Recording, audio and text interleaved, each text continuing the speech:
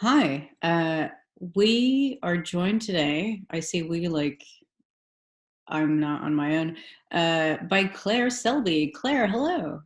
Hi, Alex. You are going to talk to us about mudlarking. What's I that? am. I am. What's that? It's something I've been doing for maybe a couple of years now, but probably the last 6 months, 9 months seriously.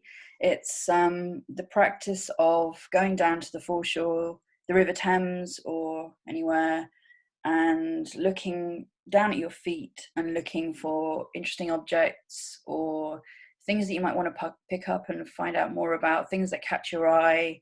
Um, in days gone by, people would have done this for money and might have sold things that they found, but now it's just sort of a pursuit, a hobby, I guess.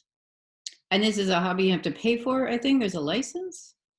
I mean, all mudlarkers should have a license. There are obviously people who don't. You can get one from the Port of London Authority, lasts for 3 years, and it's about £80. I don't think they give you a physical license anymore. I think they give you a PDF. So I got in before the rush. Nice.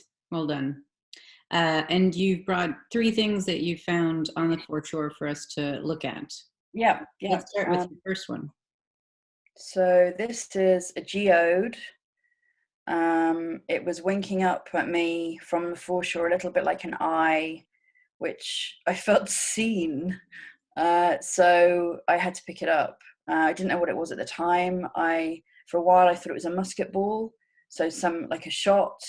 I thought I'd picked up something quite exciting, but I went to the Museum of London, and no, it's just a geode. I found another one of these recently, but they're quite interesting because they're so round and quite tactile, quite nice to hold.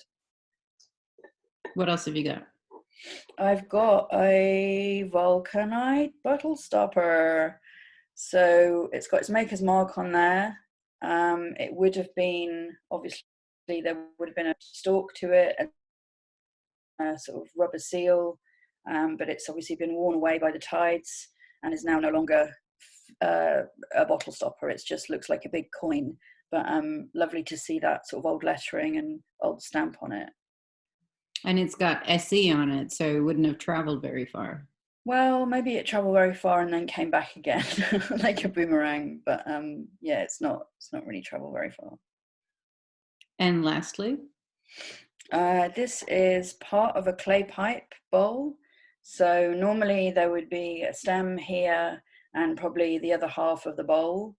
I picked up this one in particular because it has what looks like the goddess Ceres sort of offering a crop or flowers.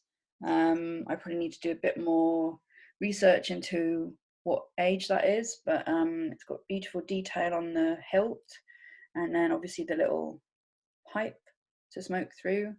But yeah, a super interesting find. and where would you have seen these? Like where were clay pipes used?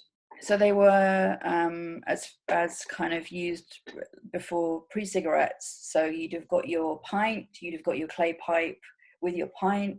You maybe used it twice and then threw it away, threw it into the river. So the first thing that you always find on the foreshore is probably the stem. So the thing that looks like a little pipe. If you're very lucky, you obviously find ones intact, but I think you have to go trawling in the mud for those. So I'm happy with the little fragments. And what do you think is, the best thing about mudlarking for you? I think it's the actual act of looking. So it's the act of disconnecting from everything else and looking at your feet and looking at things that might be interesting and seeing what catches your eye. For example, the other day I found something very sort of square and neat, covered in mud, and it turns out to be a lighter, which I'd probably never normally pick up, but it just looked so intriguing. So it's that idea of you never know what you're going to find, and you never really know how much you're going to come back with.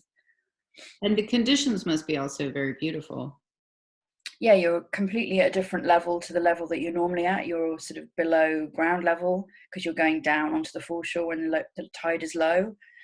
So obviously you need to check the tide times very carefully. But it's completely tranquil, the only sounds you'll find are the occasional sort of river traffic passing, and obviously seagulls and pigeons, but there's very little noise apart from the lapping of the waves and then, the cry of a seagull. So it's Yes. quite different, quite a different place to be. Very atmospheric. Thank you for sharing with us, Claire. Thank you.